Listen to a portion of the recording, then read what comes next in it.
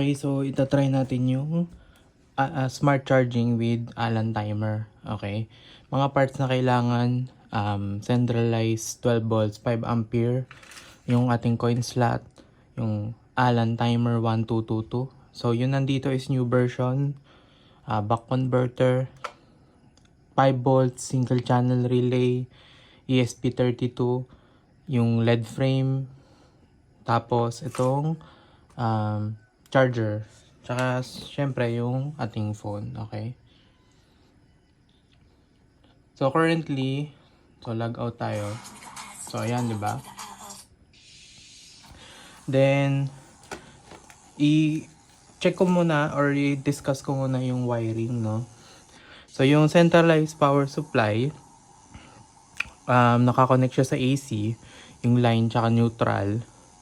Then yung line ng neutral connected dito sa ating relay, nasa normally open siya. So pag walang time, naka-off yung ating relay. So naka-off yung charging. Next, yung isang wire lang yon nung wire. Tapos dito naka-connect siya sa outlet kung saan nakasaksak yung charger. Okay. Then next, yung coin slot natin dun sa coin slot. So ito yung guide nun. So dito yung coin slot, ayun, coin operated machine. Tapos next yung LED frame natin dun sa 12 volts output. Okay? LED frame 12 output. So, ang nagpa-power ngayon sa ESP32 is yung buck converter. Yung buck converter, nakakonect siya dun sa 12 volts output ni centralized power supply. Okay? So, si centralized power supply din yung nagpa-power kay Allen timer. So, ito si Allen timer. So, dito siya sa DC dapat to. Tapos 12 volt input. Okay. So, ngayon, yun sa ESP32 naman. So, ito ground to. Ang gamit ko dito yung 38 pin. So, ito yung ground. Ang nakaset kong setting ngayon is yung 25 yung smart charging relay. Tapos 32 yung timer relay. Okay. So, yung sa timer relay, ang ginamit natin dito, yung ito, COM tsaka normally open. Para kapag walang time, naka-off yung yung sa GPIO, naka-low. Tapos naka-off din yung relay natin. So, try nating i-demo. Okay, mag-start muna tayo sa smart charging kasi yun yung pinaka natin. So currently ngayon, pansin mo walang ilaw. So hindi siya nag-charge. Okay. So try natin mag-login as admin. Okay. Ayan. Tapos punta tayo dito sa settings, sa smart charging. So ito yung settings. So currently naka start 20, stop 25. Current charge ng phone natin is 47.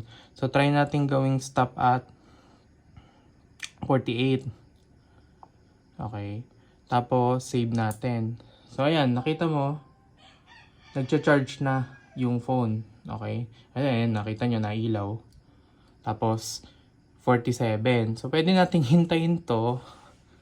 Or, pwede naman nating i-edit agad. Or, tingnan natin kung ano mangyayari pagka 48 niya. Try natin hintayin. So, may katagalan pa siguro to. Kasi hindi original charger yung gamit ko. Ginamit ko yung may ilaw para ma-demo na nag-on yung charger.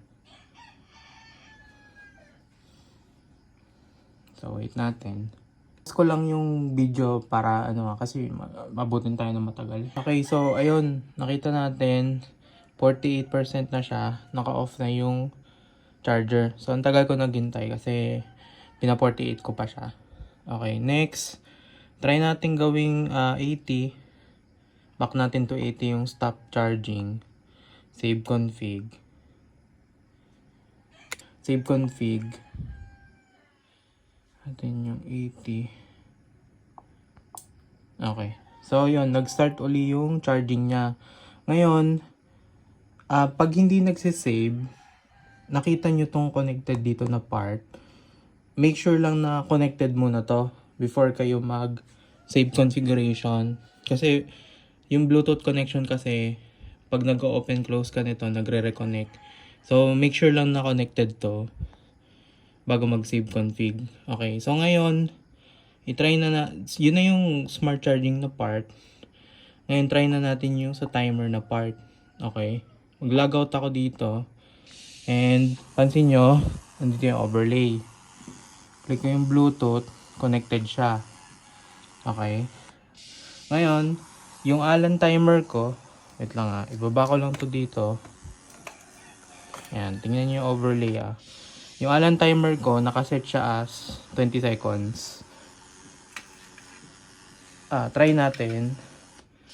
I mean, 1 second ata, piso. So, try natin magulog ng 20. Ayan. Okay. So, on na yung overlay.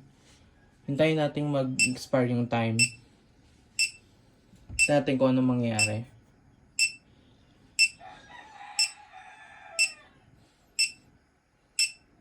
Okay, ayun. So, time na yung customer, bumalik na yung overlay. Ngayon, try uli natin. Magulog ako 20. Ayan. Tapos, mag-open siguro tayo ng laro. Try natin tong Snake.io.